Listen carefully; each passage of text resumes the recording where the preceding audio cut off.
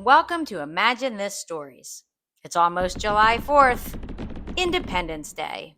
Do you know why we celebrate this holiday? It's because it's the day America became its own country, free from British rule.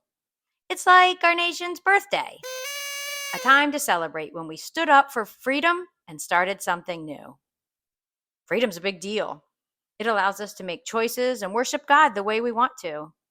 In today's story, you're going to hear about a man who was not free. Well, until an angel showed up, and then everything changed. So sit back, relax, kick off your shoes, and for the next few minutes, imagine this.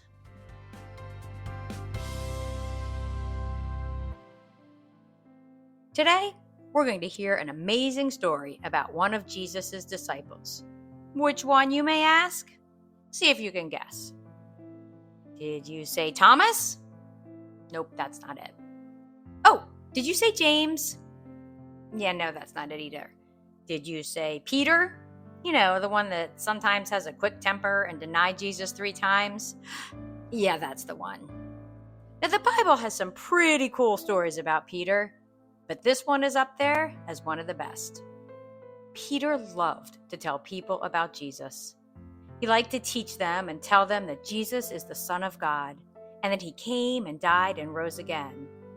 And while a lot of people got excited about this and became followers of Jesus, a lot of people didn't want to hear about it at all. In fact, some of these people got so upset that they had Peter arrested. One minute, he was celebrating Passover, and the next minute, guards showed up and dragged him off to prison, all because he was telling people about Jesus.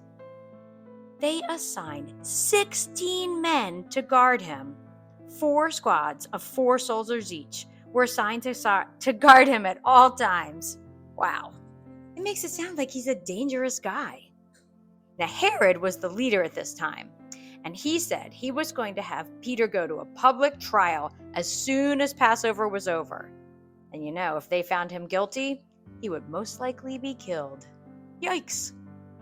I'm sure Peter's friends were worried. I'm sure they were worried about what would happen and what it was like in prison, but I also know that they spent this time praying for Peter. It's a good thing, too. The prisons back then were not very nice. They were usually made of stone, and they were dark and damp and smelly and overcrowded. Gugh. Peter was chained between 2 guards at all times, and other guards were placed by the doors. So escape, really not an option. On the night before Peter was going to go on trial, he and the guards were fast asleep. All of a sudden, a bright light filled the cell.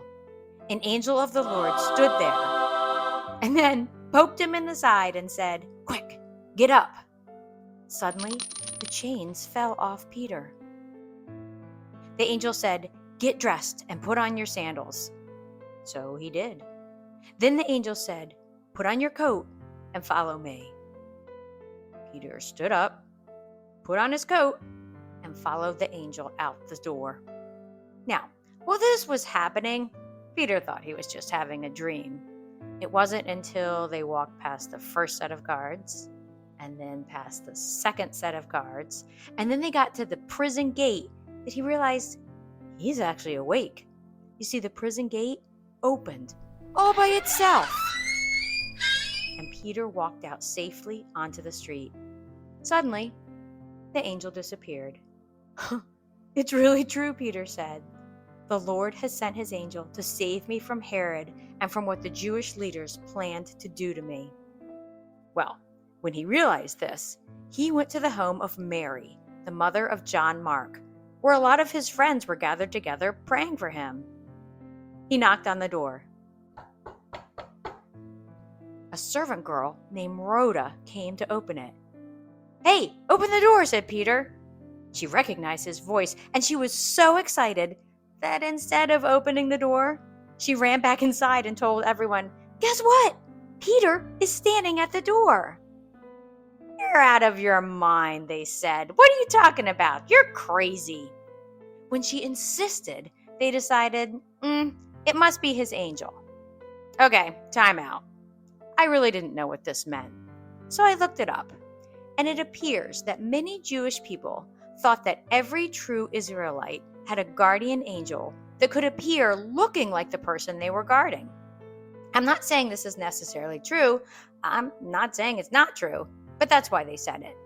Okay, but the crazy thing to me is, if they thought it was his guardian angel and he was knocking on the door, wouldn't you want to go see it anyway?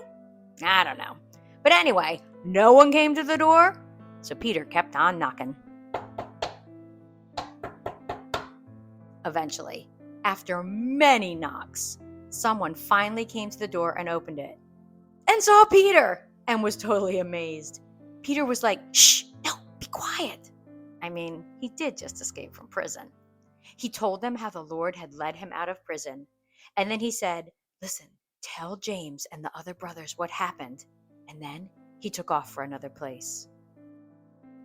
At dawn, when the sun came up, the Bible says there was a great commotion among the soldiers in the prison about what had happened to Peter. I bet there was. I'm sure they were very confused as to where their prisoner went. Herod Agrippa told them they had to do a thorough search for him.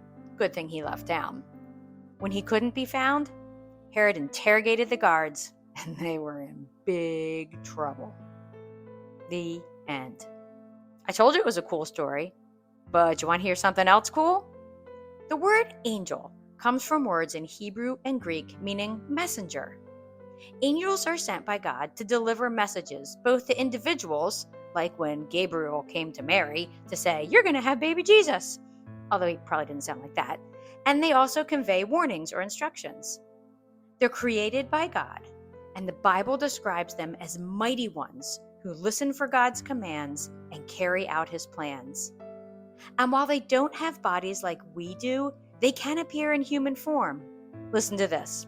There's a verse, Hebrews chapter 13, verse 2, that says, "Don't forget to show hospitality to strangers, for some who have done this have entertained angels without realizing it." How cool is that? The Bible tells us to be nice to people we don't know, because you never know. They could be an angel. Thank you so much for listening today, and I hope you enjoyed today's story and you share this podcast with other people. I look forward to talking to you again next week when we get together and imagine this. Bye.